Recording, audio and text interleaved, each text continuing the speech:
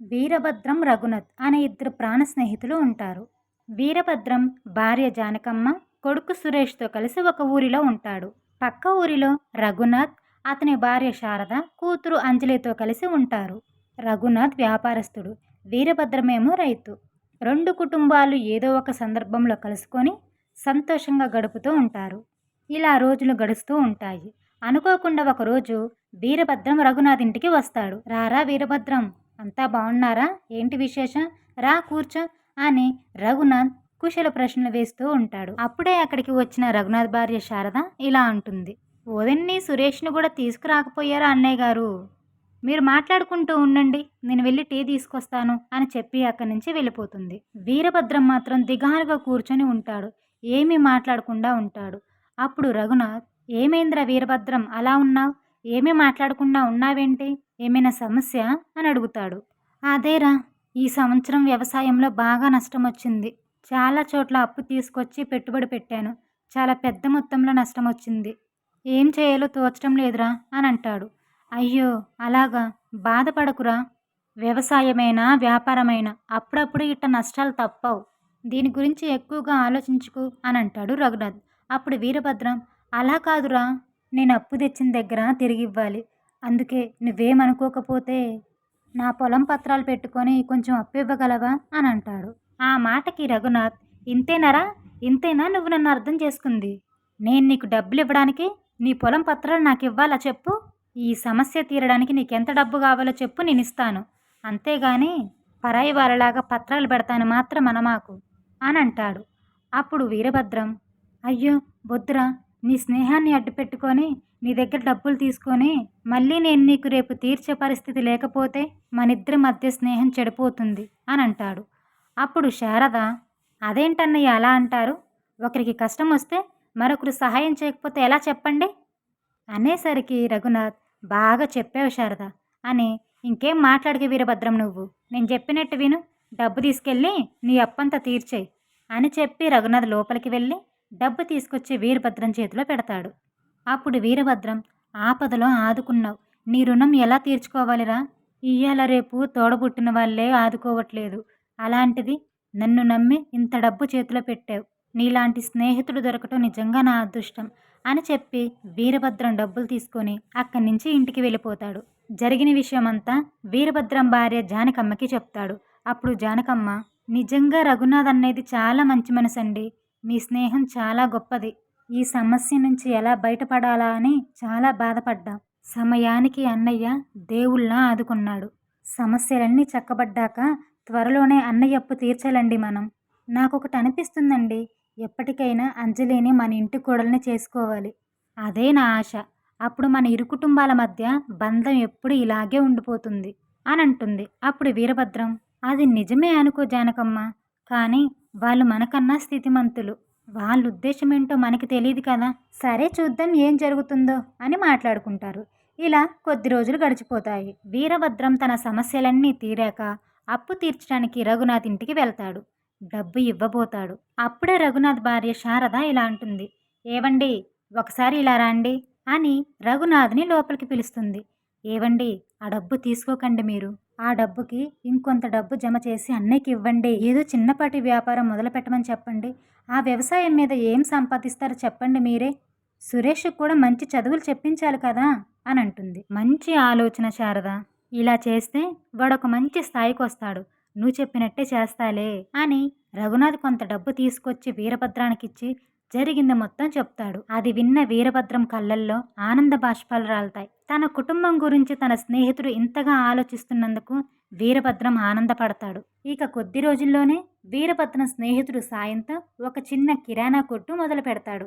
ఇంత సహాయం చేసిన స్నేహితుడు రఘునాథ్ చేత్తోనే షాప్ని ఓపెనింగ్ చేపించాలి అని అనుకుంటాడు వీరభద్రం.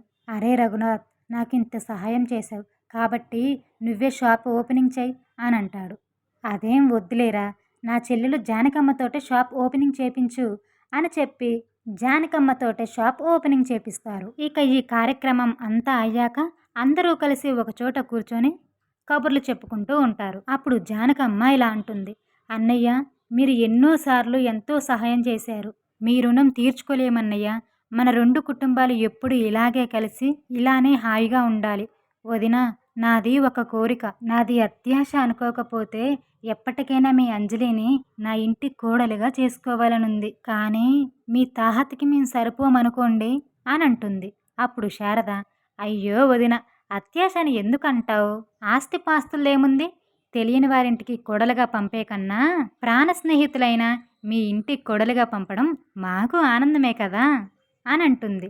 అప్పుడు రఘునాథ్, అవునరా వీరభద్రం, స్నేహితులం కాస్త వియంకులం అయిపోవచ్చు అని మాట్లాడుకొని అందరూ నవ్వుకుంటారు. ఇక ఆ రోజు నుంచి సురేష్, అంజలి అంటే ఒకరంటే ఒకరికి ఇష్టంలా ఉంటారు. ఇలా కొన్ని సంవత్సరాలు గడిచిపోతాయి. ఒకరోజు రఘునాథ్ వ్యాపార నిమిత్తం వేరే ఊరు వెళ్తూ ఉంటే యాక్సిడెంట్ జరిగి అక్కడికక్కడే మరణిస్తాడు. రఘునాథ్ చనిపోవడంతో శారద, అంజలితో పాటు వీరభద్రం కుటుంబం కూడా శోకసంద్రంలో మునిగిపోతారు.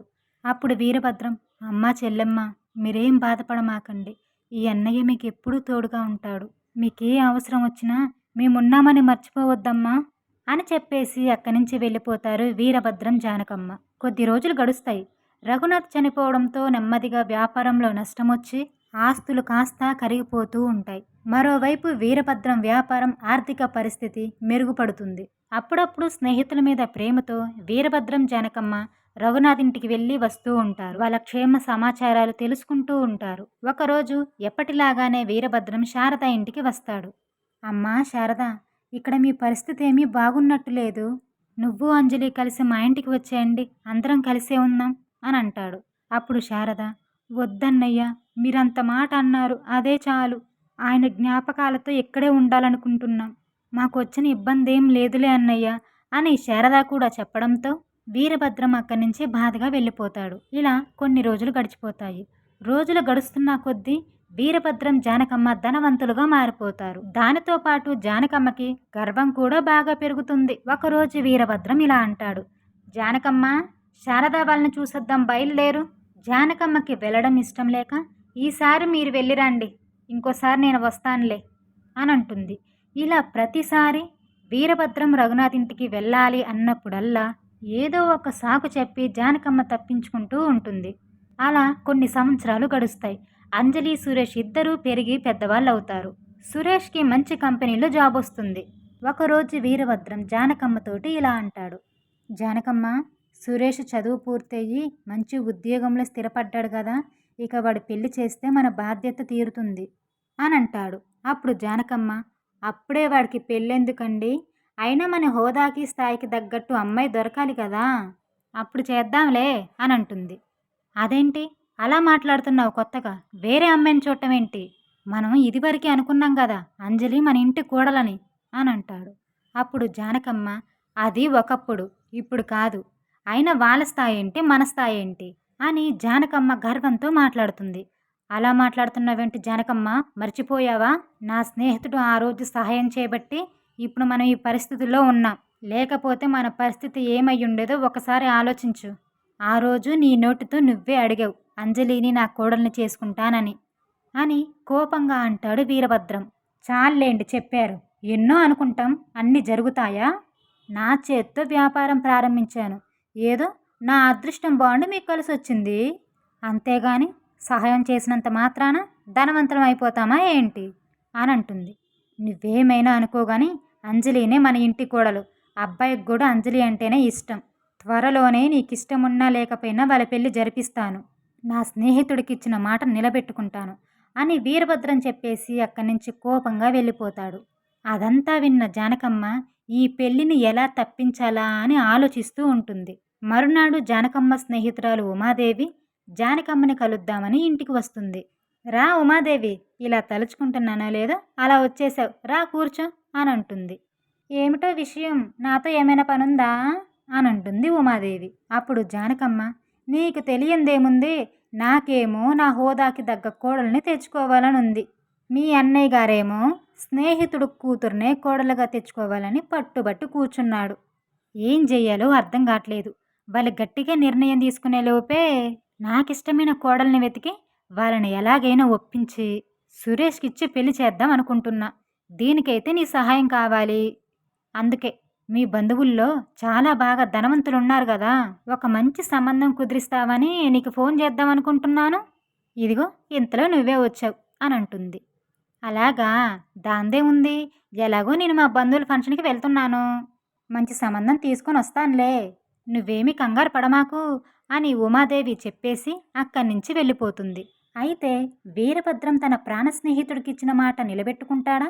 జానకమ్మ తన పంతం నిలబెట్టుకుంటుందా? ఈ విషయాలన్నీ వచ్చే భాగంలో చూద్దాం. ఈ స్టోరీ మీకు నచ్చితే లైక్ చేయండి. ఇంకా ఇలాంటి మరిన్ని మోరల్ స్టోరీస్ కోసం మా ఛానల్‌ని సబ్స్క్రైబ్ చేయండి.